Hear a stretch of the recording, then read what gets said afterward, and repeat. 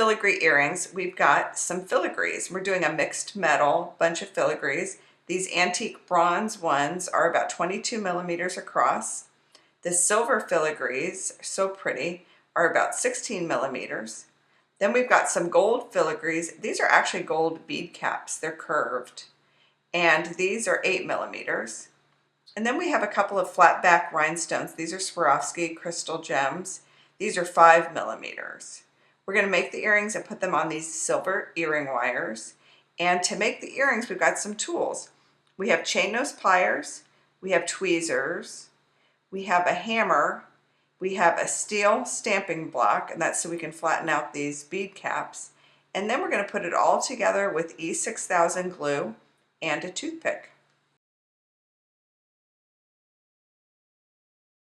The first thing we want to do to make our filigree earrings is make sure the filigrees are flat. And this one came flat. I can feel that it's flat, but this one is a little bit curved. I think they meant for it to be flat, but in the stamping process, it just has a little bit of a curve to it, and we want it to be flat. So I'm going to put it on our steel stamping block. And you could do this outside on a brick or on your concrete garage floor if you wanted, if you don't have a steel stamping block. And I'm just going to hammer it a couple times until it's flat. It just flattens right out. It's very nice. I'm going to do the same with the other one.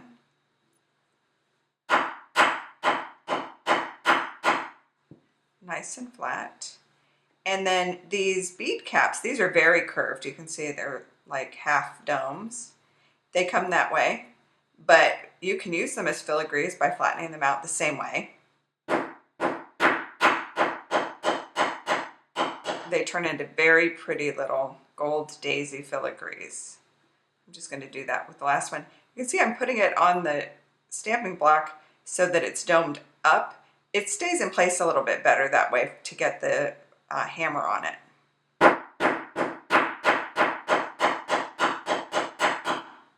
Nice and flat, that's perfect. So now that all of our filigrees are flat, we can assemble our earrings. And basically what we're going to do is stack these up, the bronze, the silver, and the gold. It's like Olympic filigree earrings. And we're going to glue them together. So I'm going to take a little bit of our glue. This is our glue, is E6000. We like this glue for jewelry projects. And I'm going to apply it using a toothpick. If I squeeze it out, it could come out in a giant clumpy lump, and we don't want that much glue. So the toothpick lets me get a more manageable size of glue here. So I'm just going to get a little dollop of glue on the end of the toothpick, and then I'm going to put that around on the filigree. I think I need a little bit more. There we go. That's a good amount of glue. I'll put that around on the filigree. And then I'm going to center the silver filigree on top of the bronze one.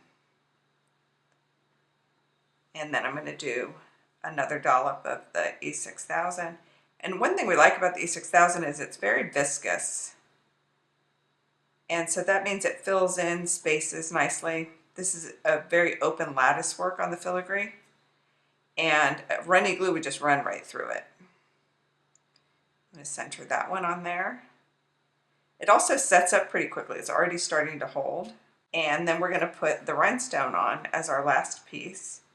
And again, I'm going to get a dollop of the glue.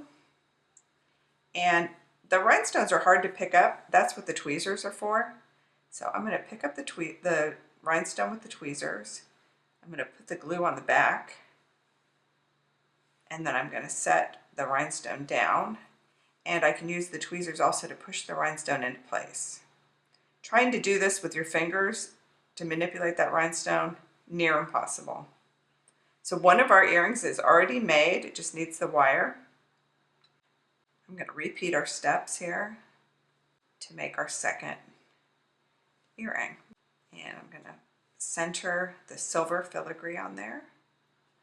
These have little circles in the center because you could rivet them. We think gluing's just a lot easier, better for a beginner project, it goes fast.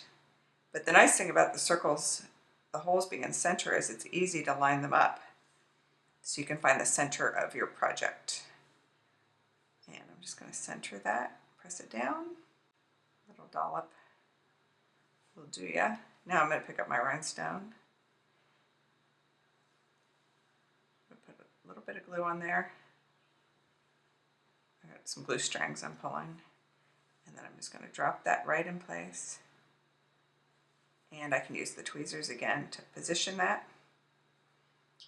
Wow, beautiful. So what you want to do is you want to let those cure or dry, and then you'll be ready to put on your earring wires. So our filigrees are all set up, the glue is dried, and now we're going to put the earring wire on to make them into earrings. So to do that, I need to open the earring wire. I've got my chain nose pliers, and I'm grasping this little loop, and I'm going to open it, but I'm going to do it by pushing that loop away from me. I don't want to pull it this way and make that circle come unshaped.